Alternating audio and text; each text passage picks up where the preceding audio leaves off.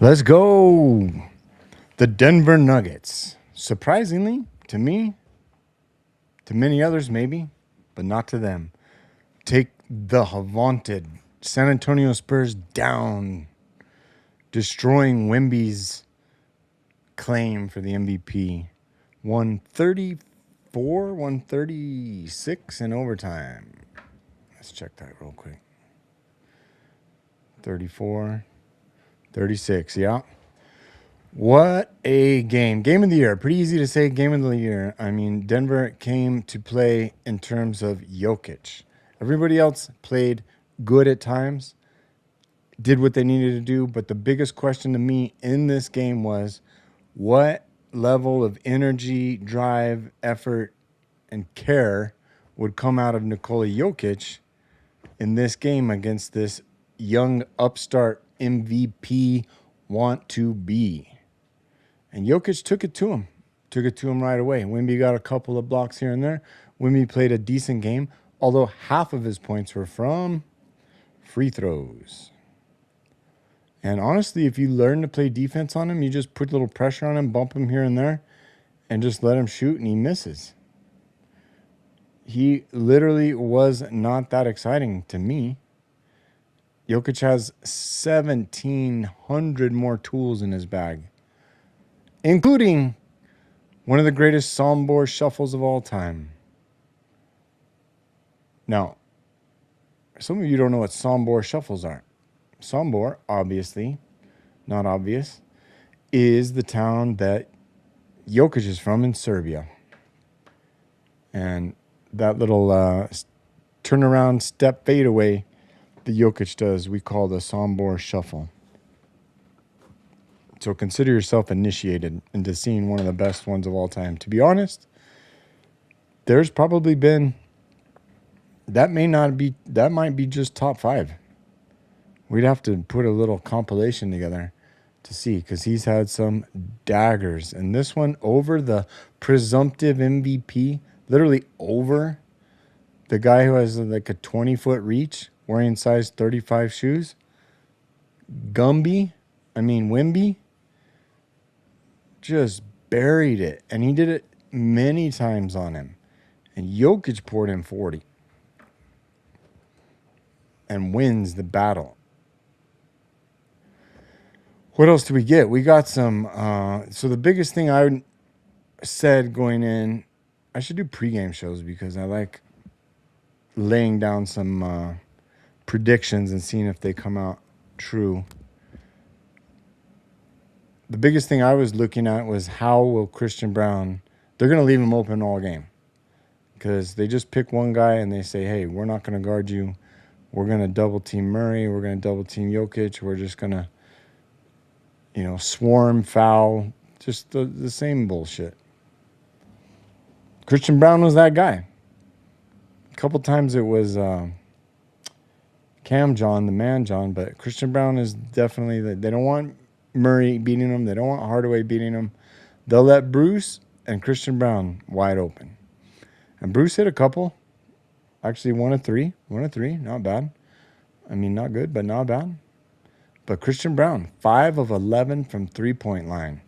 Cam put up 4 of 8, and he played huge. AG only hit 1 three-pointer, but was 7 of 12, had 15 points. How was he a -1? But he played some of the gangsters defense on Wemby that you'll see towards the end. Man, if Wemby makes that shot at the end of regulation, I would literally be in a severe depression versus this euphoric cloud 9. One shot. He had his chance. He could have banked it right in or put a little swish in like old Luka did. Or didn't even freaking Austin Reeves get us once? But Wemby missed and we went into overtime. What a game. Julian Strawther came out and hit 2 of 4 three-pointers. And they were huge. Valanciunas played 5 minutes. He was 3 of 6 on his field goals. Had a nice little putback dunk. and some decent. I think his first stint was good. His second stint wasn't good. Nobody else played except Tyus Jones, but that was for a freak accident. Because if you didn't notice, Bruce Brown got hurt. He rolled his ankle, and he was going to be required to do a jump ball. Why was Bruce Brown a 12, minus 12? Ouch. Valanciunas was a minus 3? So Hardaway, Bruce Brown, Straw, they're all minuses. Jokic leading the way with the plus minus of plus 12. Cam John was a plus 7, and Murray was only a plus 5, but that's the way the ball bounces. So Jokic with 40 points, 8 rebounds, also a Belgrade double. So we had a Sombor shuffle, and we usually call a Sombor double is when he has double-digit points and either double-digit rebounds or assists, but not both. But on the third one, he has 9. So if he has 9 rebounds, 13 assists, 40 points, that's a Sombor double.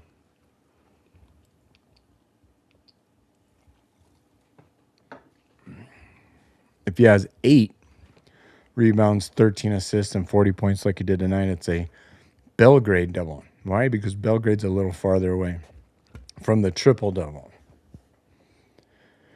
But you can't keep getting triple doubles all year, you know. Sometimes you just got to put up 40. What did old Wemby have? 34, not 40. 5 blocks, and that's kind of a lot. He did have a turnover and a steal, so 6 stocks. What did Jokic have? Jokic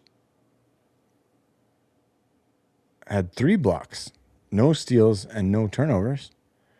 3 blocks, that's not shabby. I mean, Victor Wembanyama, God's gift to the MVP race, according to him, averages 3 blocks a game, and that's what they're basing it on. You know, to be honest, I don't hate San Antonio all that much, or all as much as I hate OKC or Minnesota or the Lakers or anybody else. But those fucking pineapple heads, Vassell and Castle, cockatoos, those jackarounds, why do they look exactly the same? Like they're both illegitimate children of Snoop Dogg, aren't they not? It's like if Snoop Dogg got ran over by an Impala on his way out of county jail. That's what Castle and Vassell look like. Freaking pineapple head thugs. Those motherfuckers I can't stand. Harper, can't stand. Fuck you, Rook. De'Aaron Fox, not a hater. Not a hater. And Victor Wembanyama, not a hater. Champagne, another fucking hater. Fuck that guy.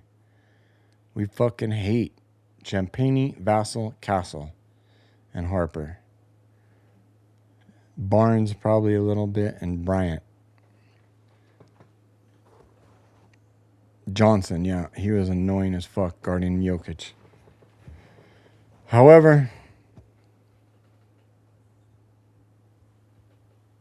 Wembanyama, he plays a decent.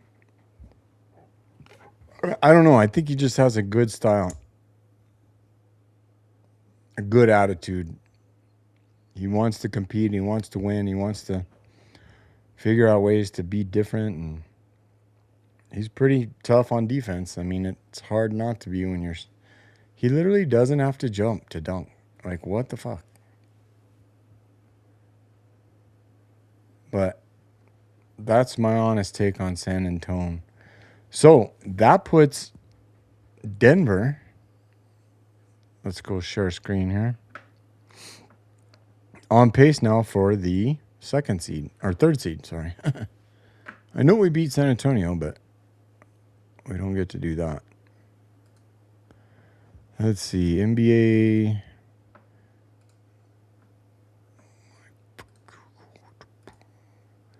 Let's see where we are. We are looking at the standings.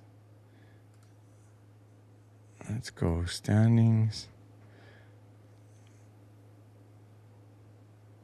And this game was huge for Denver to get to the 3 because San Antonio is now 3 games back. Actually 2.5, but they have, what is that, 78 games? And OKC has 77. So when OKC plays again and wins, they'll be 3 games up. Because I don't see OKC losing at all until the second to last game against Denver, in which they may not be playing for anything, you see? Because if there's only 4 games left,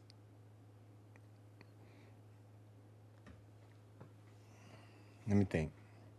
What would it take for them to shut them out? Look at Denver. All of a sudden has the #1 win streak. Yay, fireworks. Boom, boom, boom, boom. The Kings have won 2 to get to the same record as the Jazz. Come on, Russ. I thought you guys were tanking. Denver with a win streak of 8. OKC with a win streak of only 4. They got beat by who? Boston?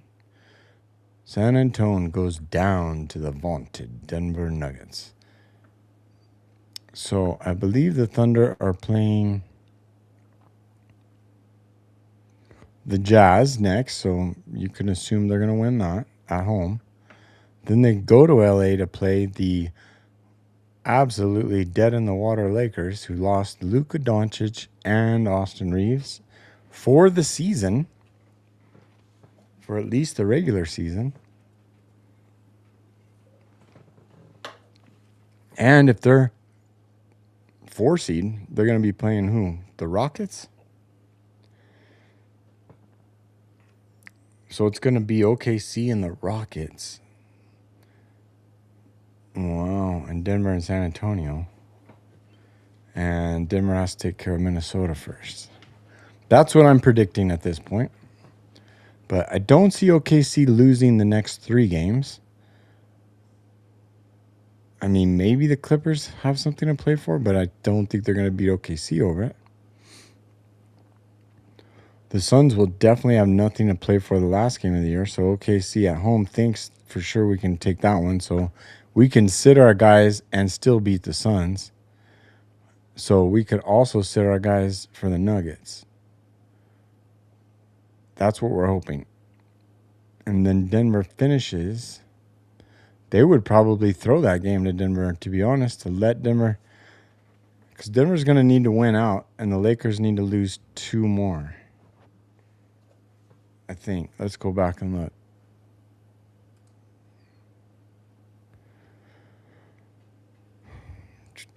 $50-27, $50-28. So the Lakers have 1 more game to catch up, and let's see what they're going to do. Oh. Get me down here. So they're going to Dallas to play the tanking Mavericks with no Doncic and no Austin Reeves. Can they beat them? Kind of want to see old Cooper Flag put it on him. Guess he had 50 points. First teenager to have 50 points. Previous career high, 49. Trying to put in his case for Rookie of the Year against his buddy Con Knuppel.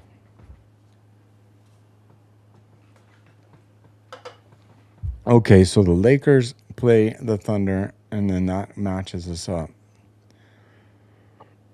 So, I mean, if they lose to the Mavericks and Thunder, boom, boom. They only lost by 43. I thought they were down like 50. So those 2 more losses would put them at, and say we have Minnesota. We have Portland and Memphis, and I think Memphis is tanking. Let's go back and see what Memphis is doing. They are not in the playoffs. So they are 11 games out of 10th. All right. So they're not nothing to play for. So one would think the Grizzlies are going to tank that game.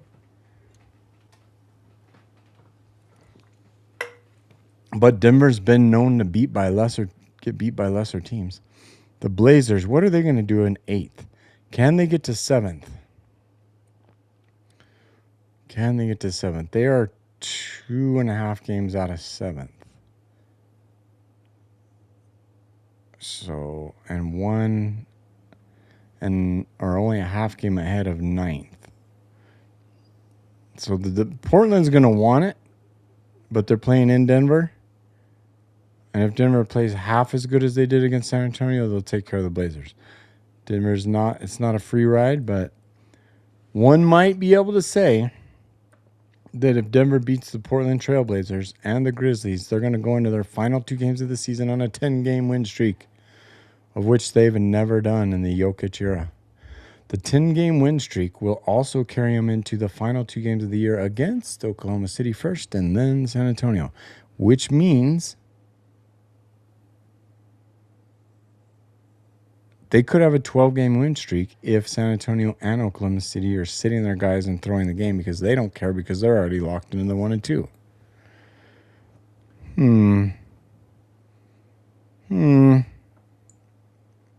It'll be interesting to see, but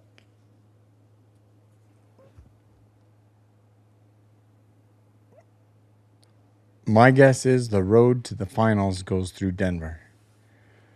And that means Denver's going to play OKC in the Western Conference Finals after they beat the Spurs in the second round and the Minnesota Timberwolves, who apparently lost Jaden McDaniels. Is that true?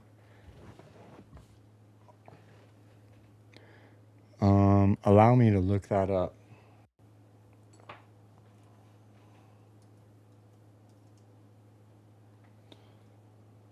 God, nobody's worse of a thug. Who's a bigger thug? Jaden McDaniels or freaking Vassell and Castle?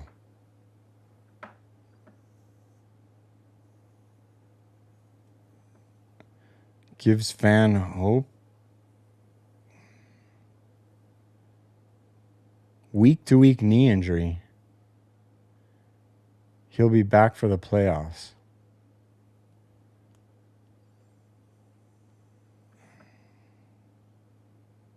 Fuck out of here.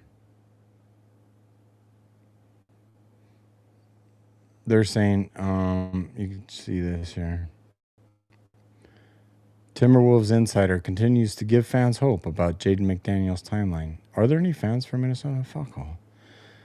John Krasinski continues to insist that Jaden McDaniels will be back for the playoffs. After his announced dealing with the week-to-week, fans were understandably concerned.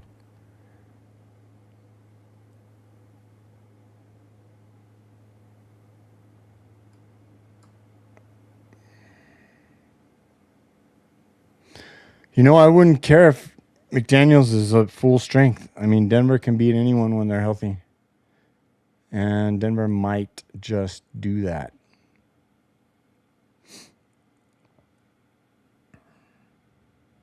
Jaden McDaniels' injury doesn't appear to be overly serious.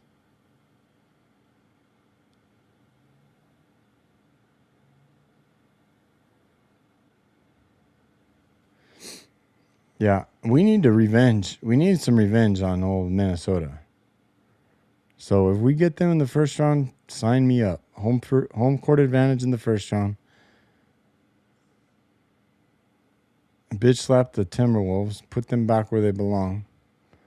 Go up to San Antonio, take them out in 6 or 7. Do the same with OKC, battle. And then what, Boston? And then who's going to say shit about Denver? Literally beating everybody. Everybody that's anybody they beat if they take that route. Minnesota, San Antonio, OKC, Boston.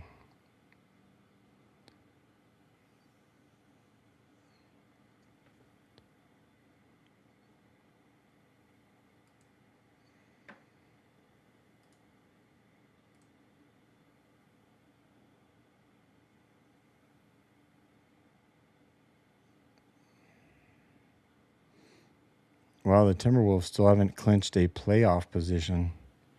They've only clinched the play-in position. So they could fall to 7? No way. There's 4 games ahead of 7th. Is there... Oh, I guess if there's 4 games left. Let me see.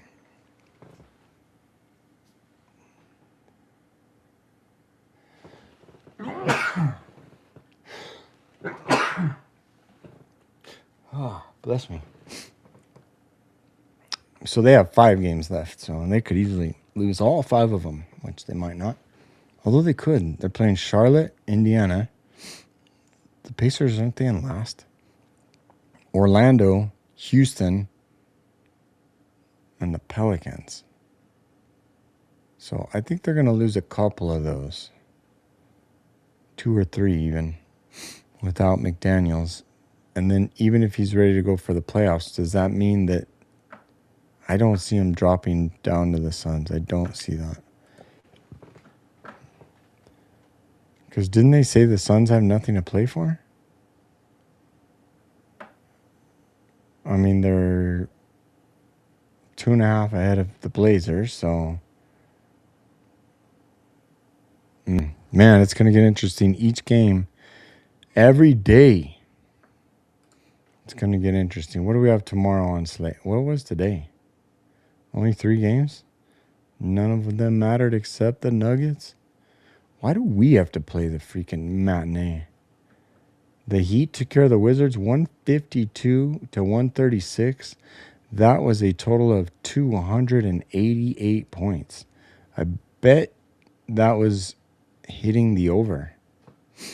Whereas the Pistons took care of the Sixers at 116 to 93. 23-point win.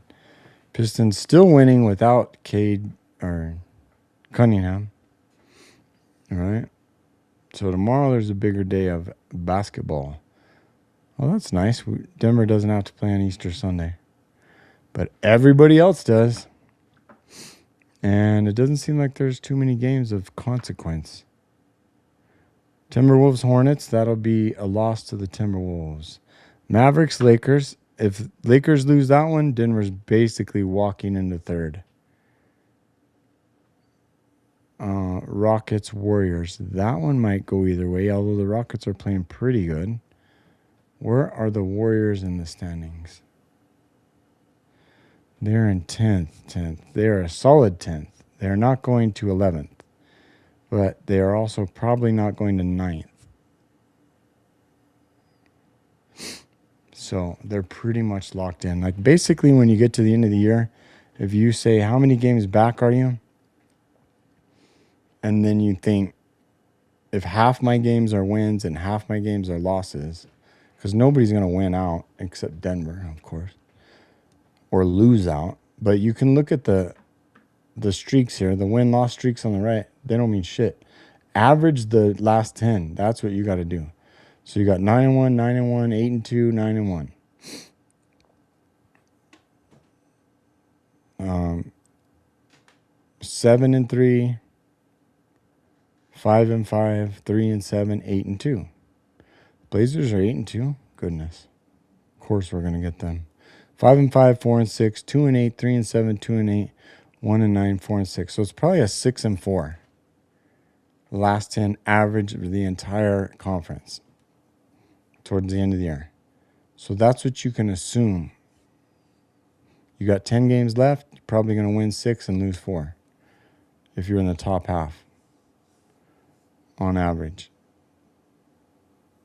So then you would say, well, if we're 2 games back, we need to win 8 and we need to go 8-2 in our final 10. Denver's like, bitch, please hold my beer. We're going 12-0. I'm going to pull up that clip that I had back when I said, because they were supposed to do 10-0, and the 10th win would have been this one. But then they lost the game. What game was that? They lost the game they should have won. So 1, 2, 3, 4, 5, 6, 7, 8. Memphis. Oh, that is sweet fucking revenge. Because they beat the Sixers and they were supposed to beat the Grizzlies. If they would have, they'd be on their 10th win game right now over the Spurs. What a fucking win streak that would be. But then they lost to the Grizzlies. And you know what that means? Fucking revenge. So, Blazers, we got to handle business on Monday. Still at home. Memphis, handle business. Still at home on Wednesday. Every other day from here on out. Every other day from here on out. The 6th, the 8th, the 10th, and the 12th. Boom, boom, boom, boom. Home, home, home, and away. And the last game away at San Antonio, guess what? Denver's bench is going to win that game. Or it'll be even more interesting if Denver has everything to play for and San Antonio has nothing to play for.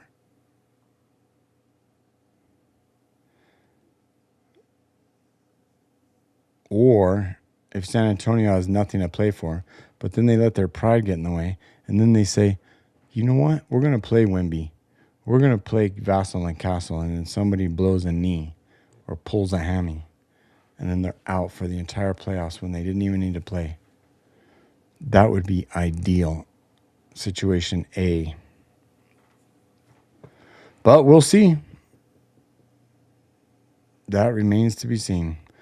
Leave a comment in the comments. Leave a comment in the comments. What the fuck? Let me know in the comments. That's what they say. What you thought of the thumbnail for this one. My little AI-generated Wemby the alien holding a tiny basketball. Dude, did you see when he whacked Jokic in the nose? His hand is like... I mean, it's twice as long as a normal hand. In GL. That guy is so fucking awkwardly long. It's not even funny. I mean, Jokic isn't exactly the epitome of athletic stature, but he at least looks human.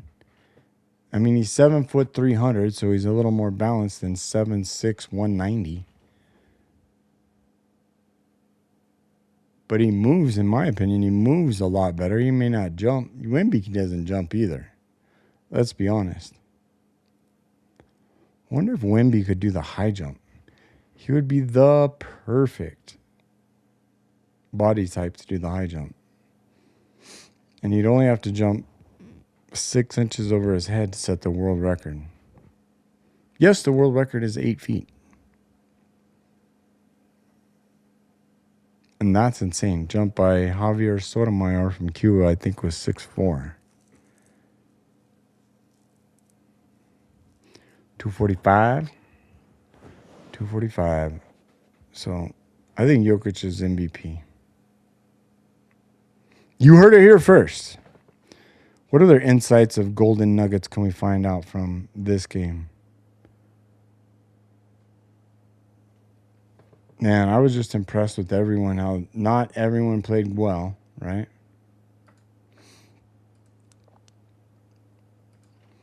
But when we take a look here at the Lions.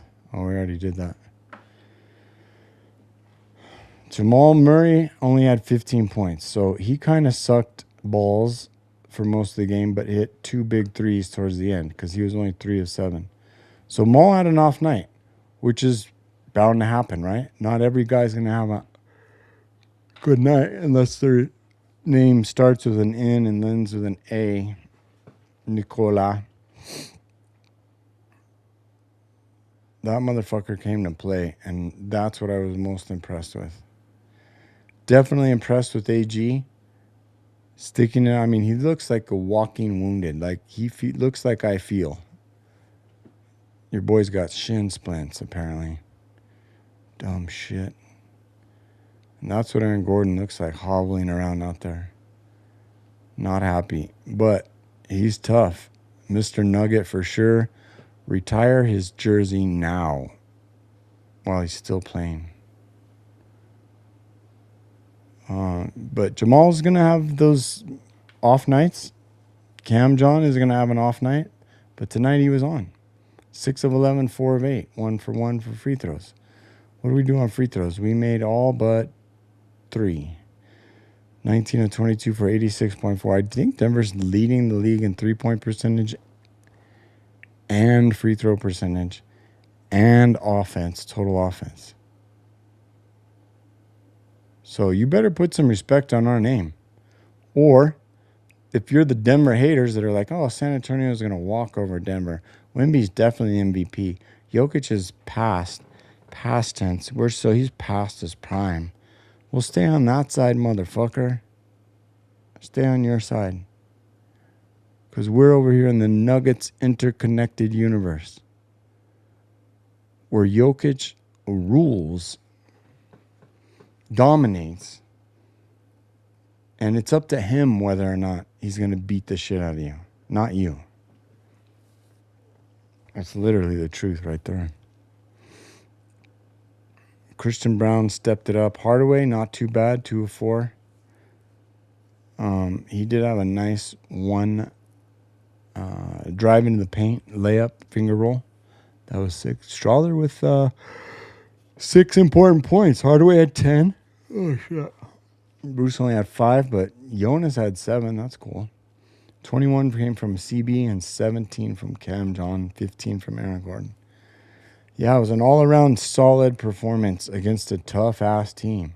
Why are they tough-ass? Because they have fucking 3 or 4 guard/forwards that can drive. And Wemby can just basically step over you and block anything.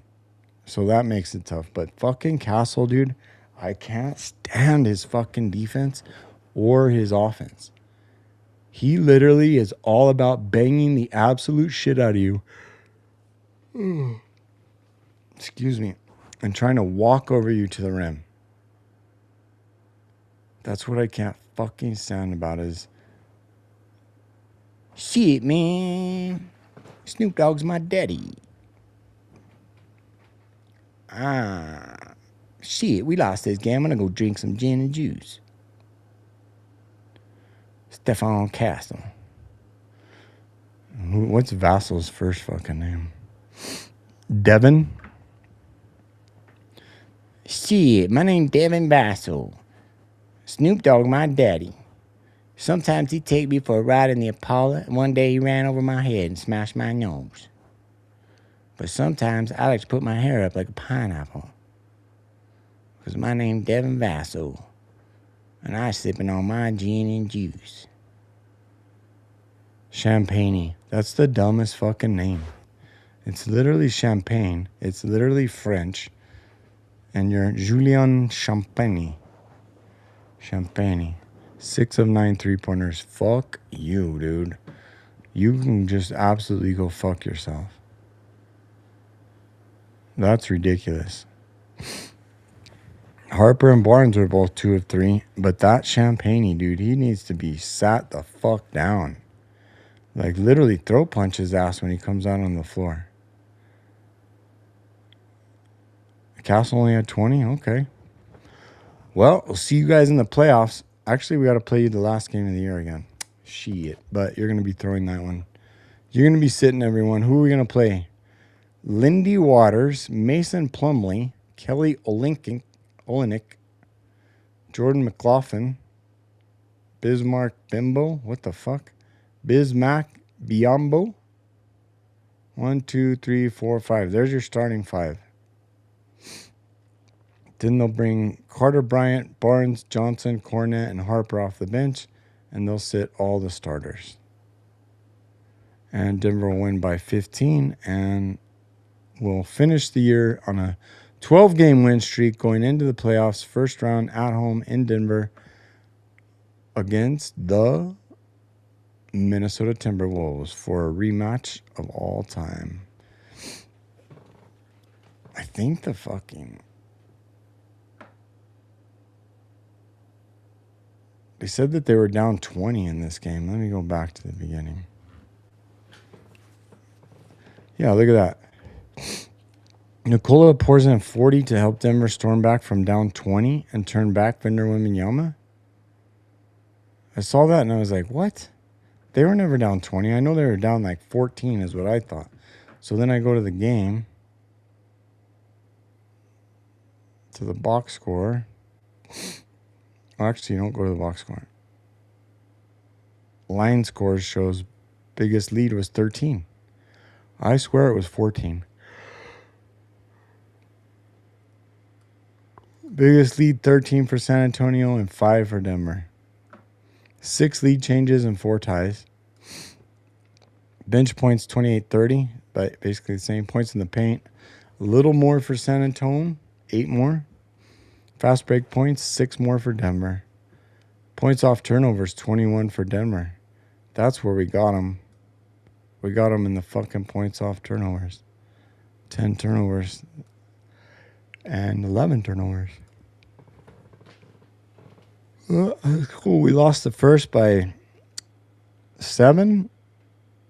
Tied the second. So down 7.5. After the end of 3, we're down 4 going in the fourth. We win by 4 to tie it and win 12-7, I think, in overtime, because they hit a last-second bank shot 3 to cut it to 2. But what a fucking game. What a good day. Happy Easter, everybody. Good Friday yesterday.